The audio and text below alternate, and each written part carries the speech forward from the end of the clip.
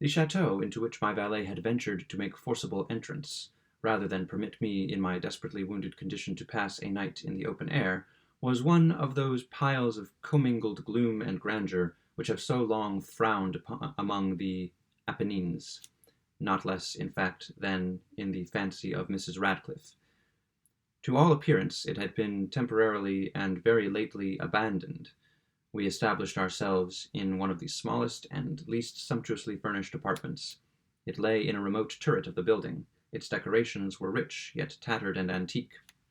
Its walls were hung with tapestry and bedecked with manifold and multiform armorial trophies, together with an unusually great number of very spirited modern paintings in frames of rich golden arabesque. In these paintings, which depended from the walls not only in their main surfaces, but in very many nooks which the bizarre architecture of the chateau rendered necessary, in these paintings my incipient delirium, perhaps, had caused me to take deep interest, so that I bade Pedro to close the heavy shutters of the room, since it was already night, to light the tongues of the tall candelabrum which stood by the head of my bed, and to throw open far and wide the fringed curtains of black velvet which enveloped the bed itself. I wished all this done that I might resign myself, if not to sleep, at least alternately to the contemplation of these pictures, and the perusal of a small volume which had been found upon the pillow, and which purported to criticize and describe them. Long, long I read, and devoutly, devoutly I gazed.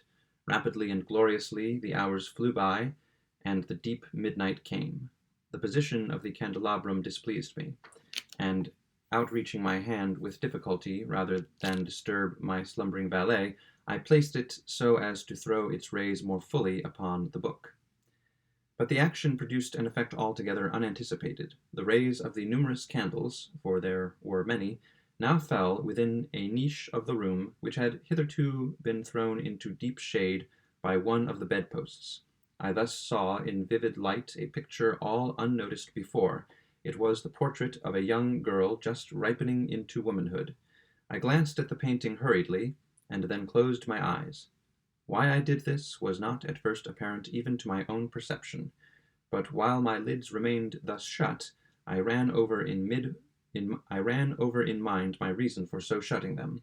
It was an impulsive movement to gain time for thought, to make sure that my vision had not deceived me, to calm and subdue my fancy for a more sober and more certain gaze. In a very few moments I again looked fixedly at the painting. That I now saw aright I could not and would not doubt, for the first flashing of the candles upon the canvas had seemed to dissipate the dreamy stupor which was stealing over my senses, and to startle me at once into waking life. The portrait, I have already said, was that of a young girl. It was a mere head and shoulders, done in what is technically termed a vignette manner, much in the style of the favorite heads of Sully. The arms, the bosom, and even the ends of the radiant hair melted imperceptibly into the vague yet deep shadow which formed the background of the whole. The frame was oval, richly gilded, and filigreed in Moresque. As a thing of art, nothing could be more admirable than the painting itself, but it could have been neither the execution of the work nor the immortal beauty of the countenance which had so suddenly and so vehemently moved me. Least of all it could have been that my fancy, shaken from its half-slumber, had mistaken the head for that of a living person. I saw at once that the peculiarities of the design, of the vignetting, and of the frame must have instantly dispelled such idea, must have prevented even its momentary entertainment. Thinking earnestly upon these points, I remained for an hour, perhaps half sitting, half reclining, with my vision riveted upon the portrait. At length, satisfied with the true secret of its effect, I fell back within the bed. I had found the spell of the picture in an absolute lifelikeness of expression, which, at first startling, finally confounded, subdued, and appalled me. With deep and reverent awe, I replaced the candelabrum in its former position. The cause of my deep agitation being thus shut from view, I sought eagerly the volume which discussed the paintings and their histories. Turning to the number which designated the oval portrait, I there read the vague and quaint words which follow. She was a maiden of rarest beauty, and not more lovely than full of glee. And evil was the hour when she saw and loved and wedded the painter. He, passionate, studious, austere, and having already a bride in his art.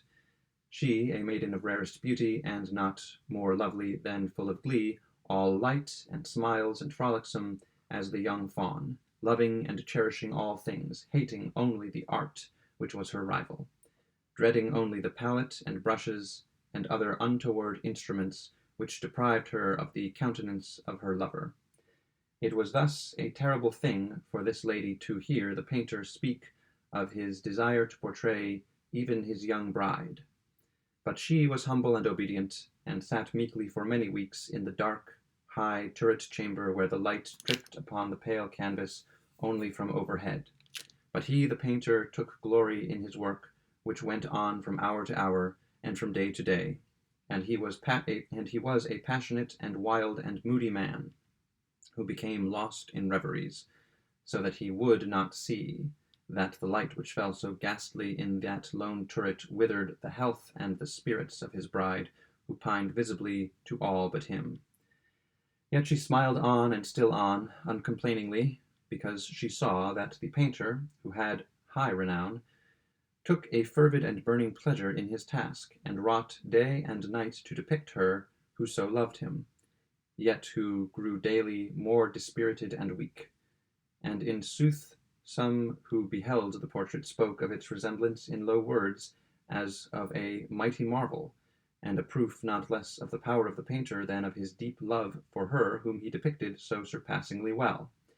But at length, as the labor drew nearer its conclusion, there were admitted none into the turret, for the painter had grown wild and the ardor of his work, and had grown wild with the ardor of his work, and turned his eyes from the canvas rarely, even to regard the countenance of his wife, and he would not see that the tints which he spread upon the canvas were drawn from the cheeks of her who sat beside him, and when many weeks had passed, and but little remained to do, save one brush upon the mouth, and one tint upon the eye, the spirit of the lady again flickered up as the flame within the socket of the lamp, and then the brush was given, and then the tint was placed, and for one moment the painter stood entranced before the work which he had wrought, but in the next, while he yet gazed, he grew tremulous and very pallid and aghast, and crying with a loud voice, "This is indeed life itself," turned suddenly to regard his beloved. She was dead.